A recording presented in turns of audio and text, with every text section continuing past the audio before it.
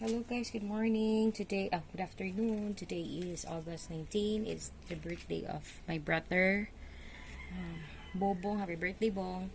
Anyway, today I'm gonna show you my plant. This is a Euphorbia plant. Pero di ko kabalon sa yung variety. Ganahan ko ani kay kung imong tan-awon if you focus this butchik. Kana. Ang iyang bulak ani murag bird. Pero, dugay na ni siya wala namulak. I don't know why.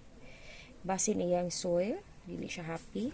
So, akong buhaton karon is ako siyang kuwaag soil. Dili na ko siya ilipat or kuwaon ako tanan kay mahadlo ko unyag dedo. Isa ra bagid ni. So, akong gipang kuha ang soil na gamit ko aning tinidor, garden tinidor, and then magkuha pa na.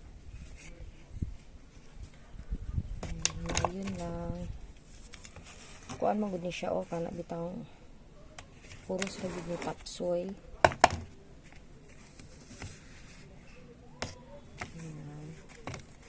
Mas comfortable gid ay mas ma-feel mo og sa kamot.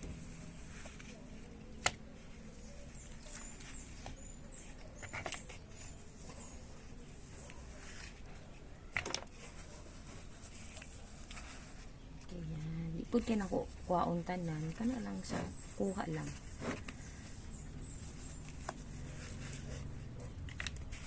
Alright.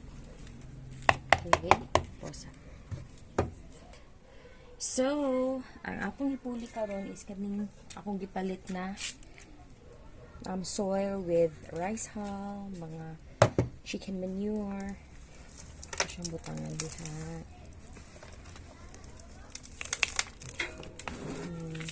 Kabalo di ko na kani siya makapahappy yun niya because this soil is so healthy.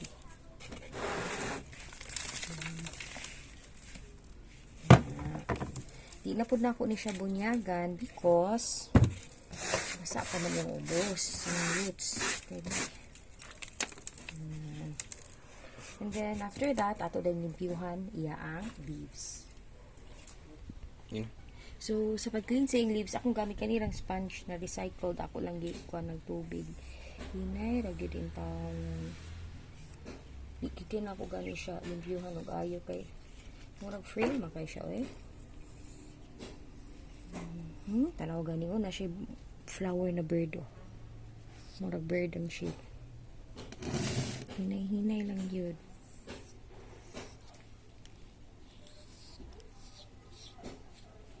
Klaro kay na di siya healthy ba? Kung mo na siyang gipasagdan sa kilid.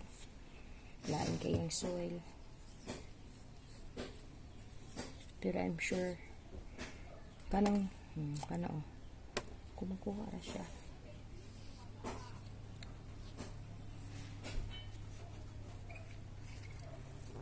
Pag ma-healthy na ni siya pohon, ito na siyang propagate. Kaya wala tayo kuha niya. Wala tayo security. Kaya isa ragid siya kabuok. Napalit ko niya siya guys sa malay-balay for only 100 pesos. Euphorbia. Sige, wala niya. Nakalimot. Magugulo ba sa kay Euphorbia family. Sus, maibog ikanin guys. Kaya iyag yung anak dito amin. Oh, see? Nano? Careful kita kay sus. Dali na kayo Dagan ako kalabihan ha. Yan. So for now, mo lang sa ni siya din ato din i-try og tanom yung leaves og bot lang baka mutubo baka ni. But let's just try. Yan. Okay, so i-update mo guys ug mausa na ni siya. Healthy ba ni siya? Or unsa iya ang growth after 1 week or 2 weeks. Alright, thank you so much guys for watching. See you again next time. Bye birdie!